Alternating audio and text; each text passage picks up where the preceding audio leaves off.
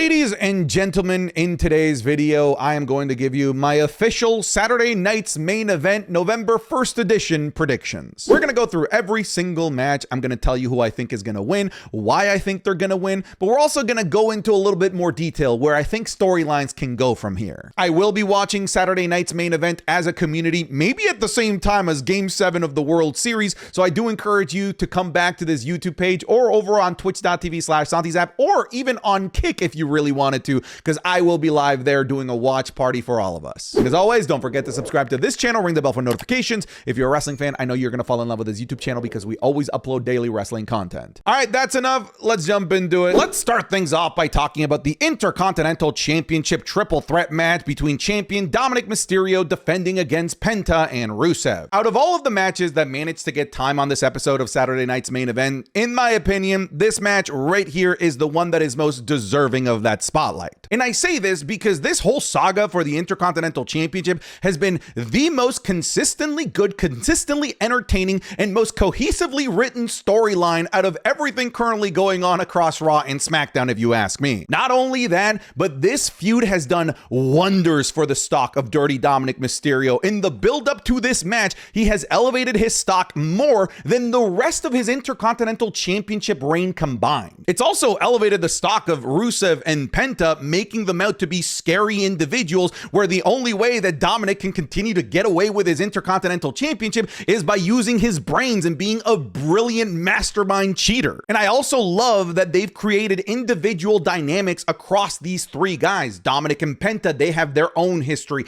their own story. Dominic and Rusev have their own beef, and they've also managed to create a storyline between Rusev and Penta, a storyline that I would love for them to continue after this match. And that's all you can really ask for out of a triple threat dynamic, for all three guys to have a reason to want to beat the crap out of each other as opposed to it just being for the title. This is the best of all worlds. It's a great storyline. It's been entertaining. It's elevated the stock of everybody. This is a win-win. I'm just glad that WWE made the decision to actually put this on a major show. I know it's not a proper PLE, but for all intents and purposes, it basically is. At least it's better than what the Intercontinental Championship has been getting over the last couple of months, which is just episodes of Monday Night Raw. I couldn't even get on Clash in Paris when it 100% should have been there. Now, in terms of who wins this, to me, it should be a lock that it's Dominic Mysterio. Now, I might be going a little bit biased here because I'm trying to picture the picture perfect of what should happen after Saturday night's main event,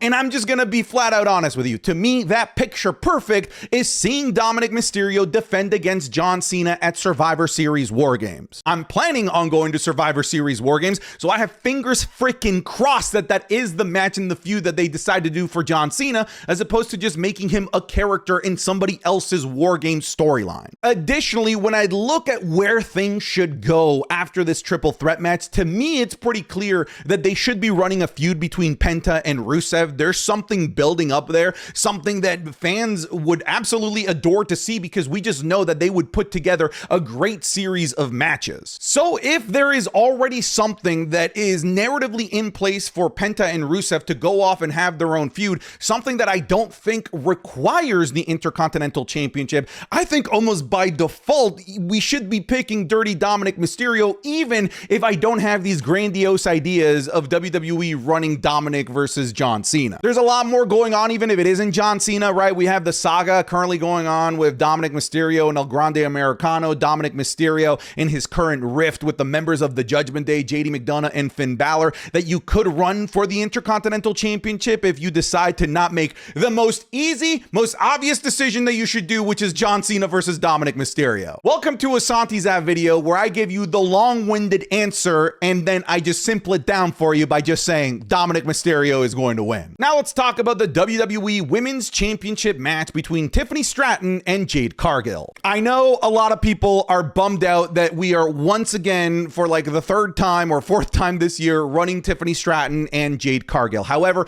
even though this is a rematch of a match that we've gotten multiple times already in 2025, in my eyes, this feels like a brand new matchup because this is a brand new character. This is a brand new demeanor for Jade Cargill that, for all intents and purposes, even though we've seen them physically in the ring, we haven't seen these two characters clash yet. I actually almost wish that we had more time to build to this so that we can learn a little bit more about the motivations and what triggered Jade Cargill, as opposed to just, I'm tired of being a good guy, so now I'm just gonna attack the good guy and become a bad guy. It's possible that on this upcoming episode of Friday Night SmackDown that they might develop the Jade Cargill character a little bit more. They might even give Jade Cargill and Tiffany Stratton some time to try and build a narrative between these two, a narrative that involves this new Jade Cargill character. Now, I can already read the writing on the wall when it comes to this match, regardless of the characters that are involved. WWE is doing the typical thing where they don't want their babyface to lose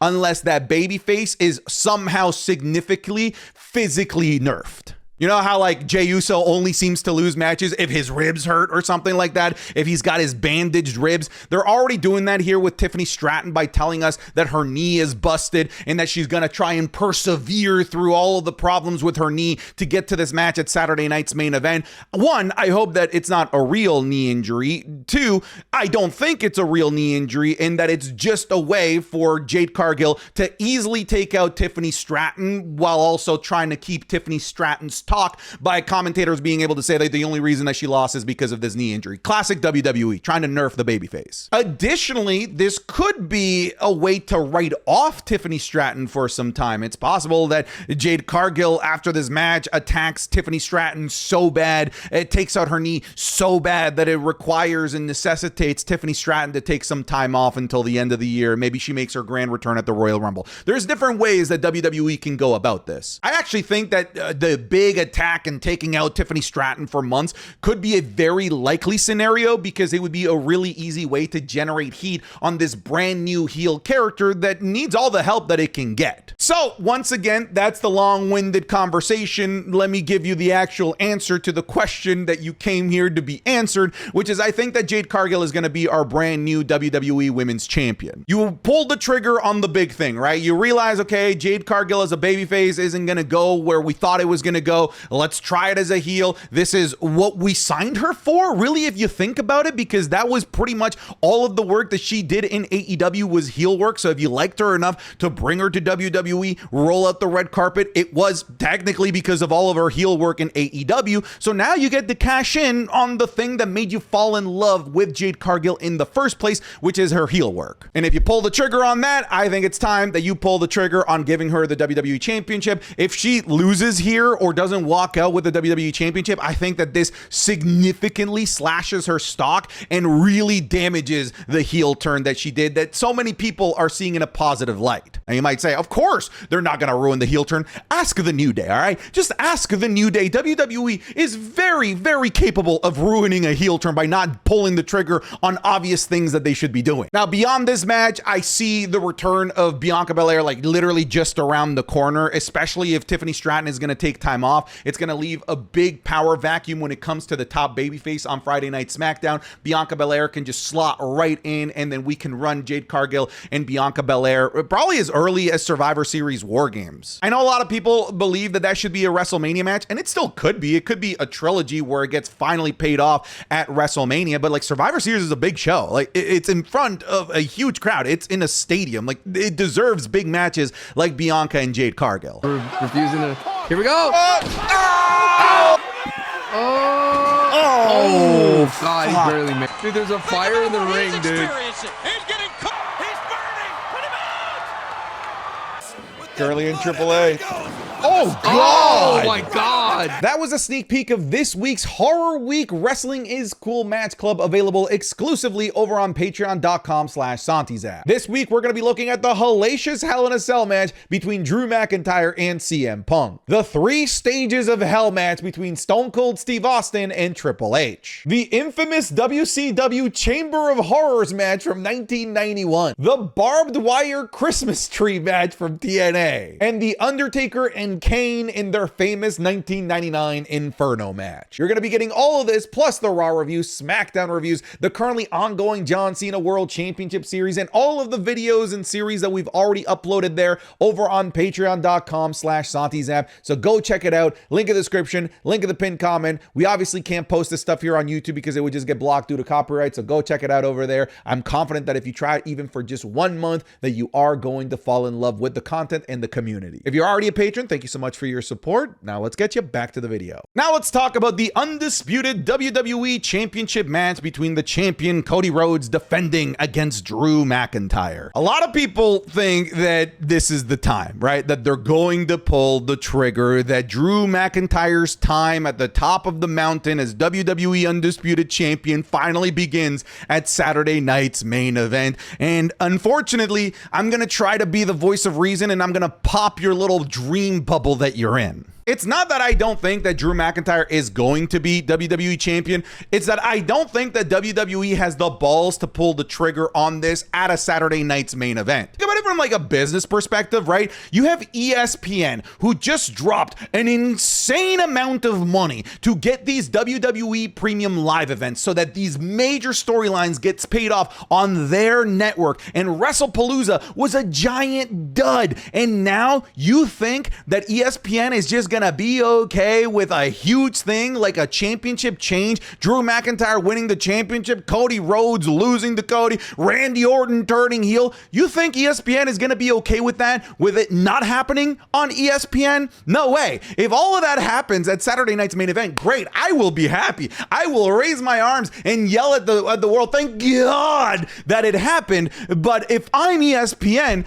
I've got my arms crossed, I'm tapping my feet on the ground wondering why the hell is this not happening on the platform that we paid over $1 billion for. So yeah, I just don't think that WWE has the balls, the cojones to do this to ESPN, to do this big championship change, to do the big Randy Orton heel turn, to do the scheduled WrestlePalooza ending that so many people are speculating on not ESPN. If they do the speculated, the rumored WrestlePalooza ending, if I'm ESPN, I'm quadruple pissed, right? Because why didn't you just do it at WrestlePalooza on the ESPN show? We paid you to give us these big moments, and you take the big moment and you do it on Peacock on this like contract that you're basically counting down the days to end. Maybe I'm overthinking this and trying to look at it too much from this like corporate big seat, but this is WWE. You know, this is a company that is worth billions and billions and billions and billions of dollars. Companies pay billions and billions and billions of dollars to have the rights to WWE shows. And maybe I shouldn't be thinking about that way. Maybe I should just be thinking about it on a more casual fan base, because as a casual fan, I would love for Drew McIntyre to win here, and it makes sense for Drew McIntyre to win here. Like, Drew McIntyre can only take so many of these losses before people stop taking him seriously. Then again, he continues to take these losses and people still take him seriously and people still want him in the main event. So maybe I'm entirely wrong in that regard. But what I don't think I'm wrong about is the business mentality of this. I just don't think that WWE is going to throw shade at ESPN by pulling the trigger on something big not on ESPN. So because of that, I'm going to disappoint you all, and I am going to pick Cody Rhodes to retain here. Maybe somewhere else down the line, maybe Survivor Series War Games, Drew McIntyre gets another shot, and there he finally wins the big one. I just don't think there's a harm or a foul with Drew McIntyre winning right now. Like, if you're dead set on having Cody Rhodes go into WrestleMania as your world champion, fine, that's all right. But he doesn't have to hold it all the way there. He could lose it here and win it on the road back to WrestleMania. I think people would be fine with it. I think that WWE should be more willing to experiment with new names. And Drew McIntyre isn't even experimenting. Like, this guy's a known commodity. He's been there, done that, carried your company, and giving him the world championship, like, it's just not that big of a deal, but they're still not going to do it. And last but not least, CM Punk versus Jey Uso for the vacated World Heavyweight Championship. So unlike the previous match, I do think that WWE is going to crown a new champion and that they're willing to do it here at Saturday night's main event, almost out of necessity, not because they don't want to do it on ESPN, but because I have a feeling that they might want to do some bigger matches on ESPN with an actual active champion, and they need to award that active champion as soon as they possibly can. What's the alternative, right? They don't crown a new champion, it ends in a disqualification, people are pissed, people are not satisfied, and then what? Now I have to wait 4 weeks to maybe get a new champion at Survivor Series War Games, because it's a long time between this show and War Games. This is on the 1st. War Games is on the 29th. We got like a full 4 weeks there in between. I just don't want to see a vacated championship for that long. So because of that, I do think that WWE is going to crown a new champion here, and that new champion will then, of course, set up the big matches on the ESPN shows against Braun Breaker. Let's just call it what it is. It's going to be against Braun Breaker, which, by the way, kind of puts us in a bit of a rock and a hard place situation, right?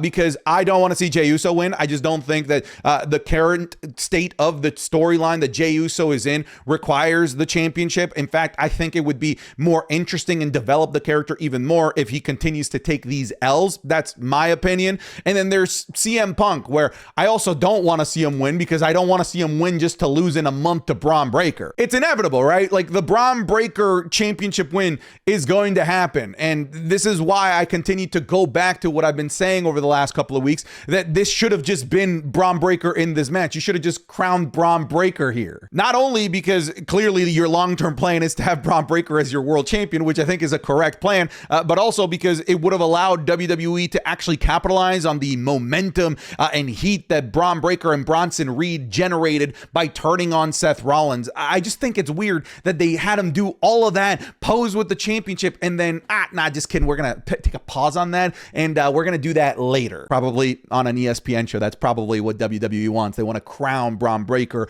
at an ESPN PLE. But for that to happen, we need a world heavyweight champion, and I'm going to pick CM Punk so that CM Punk can continue his forever feud with The Vision, so that CM Punk can elevate Braun Breaker, because Braun Breaker winning the world championship and becoming the new face of the company is going to hit a lot harder if he wins it off of a legend like CM Punk as opposed to Jey Uso. In essence, what I'm saying when it comes to this vacated championship, I don't think that either one of Jey Uso or CM Punk like desperately need the title right now. I think more than anything, the title needs one of them more, and the one that I think could be most beneficial to the world title right now is CM Punk, so that then he can go on to lose it to Braun Breaker, because we know that's what's going to happen. So yeah, new world heavyweight champion CM Punk, ladies and gents. Don't you just love these predictions videos? I could have literally just ended this in like the first 2 minutes and just given you answer, but all I do is yap.